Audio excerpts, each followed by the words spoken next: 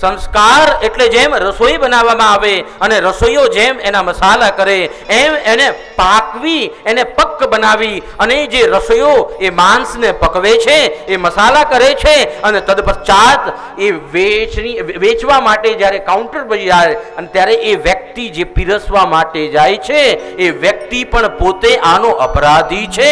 ભલે એ માંસ ખાતો હોય કે ન ખાતો હોય, પણ બનાવનાર જો હોય એને માંસ બનાવ્યું છે તો એ અપરાધી છે. પીરસનાર માંસ ખાતો હોય કે ન ખાતો હોય પણ છતાં એ પીરસનાર છે, માટે એ માંસ એનો અપરાધી છે.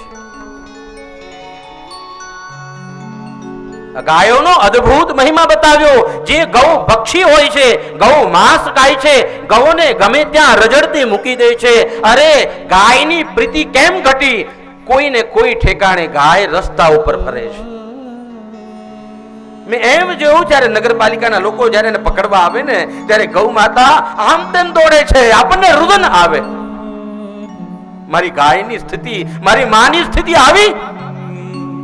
સમાજ માટે દયનીય છે આ વસ્તુ.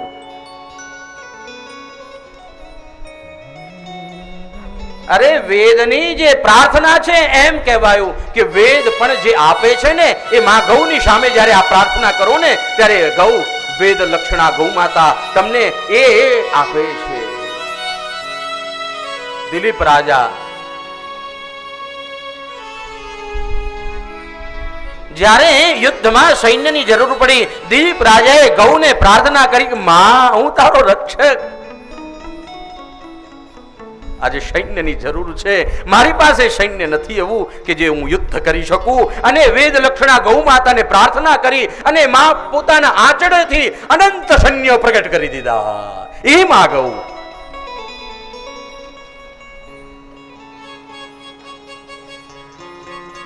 એટલે જે અનુમતિ આપે છે,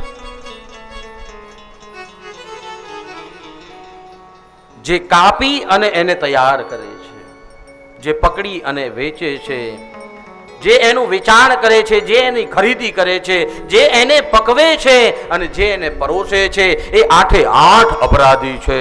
અને ખાવાવાળો તો શાસ્ત્રમાં મહાભારતની અંદર એટલી મોટી ચર્ચા છે, ખરેખર 3 કલાક મને ઓછા પડે છે. મહાભારતની અંદર એમ કહેવાયું. અને જ્યારે આ ચર્ચા થઈ ત્યારે ભીષ્મ અને યુધિષ્ઠિર સંવાદ કરે છે. મહાભારતની અંદર જ્યારે સંવાદ થયો ને ત્યારે આ યુધિષ્ઠિર ભીષ્મજીને પૂછે છે, હે પિતામહ, આપ મને જણાવો કે આ માંસાહાર કરે એનું શું થાય? ત્યારે ભીષ્મ પિતામહ એ ચર્ચાની અંદર કહે છે, સાંભળો યુધિષ્ઠિર, તમે ક્ષત્રિયોચિત પ્રશ્ન કર્યો છે. આજે તમે ક્ષત્રિયત્વને ઉત્તમ ઉત્તમ ઉત્તમ કહી શકાય ને, મારી ગજગજ છાતી ફૂલે ને એવો પ્રશ્ન કર્યો.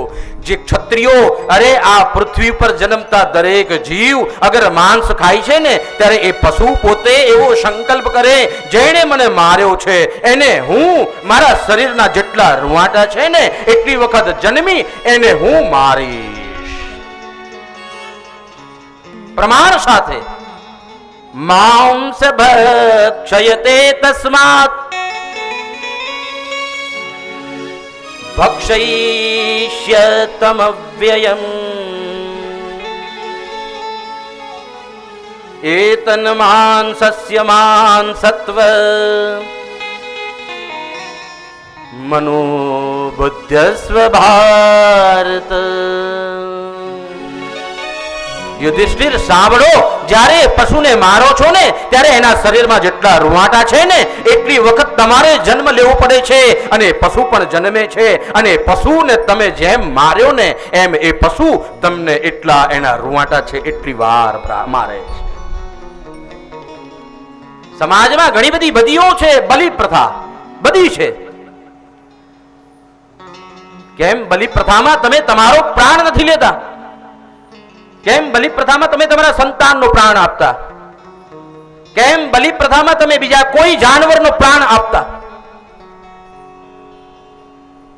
બલિ પ્રથાની અંદર કેવલ ઓર કેવલ આજે બકરીનું હનન થઈ રહ્યું છે.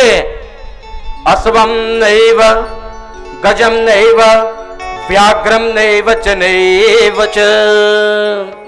આ બલિ પ્રથા, જે બલિ આપનાર હોય છે એ ન તો ઘોડાની બલિ આપતો, ન તો હાથીની બલિ આપતો, ન તો વ્યાઘની એટલે વ્યાઘ્ર એટલે વાઘની બલિ આપતો, પણ અજાપુત્રમ બલિમ દધ્યાત દેવો દુર્બલ ઘાતક. આ બલિ આપનાર એ ઘોડાને પકડવા નથી જઈ શકતો, ન તો હાથીની બલિ આપી શકતો.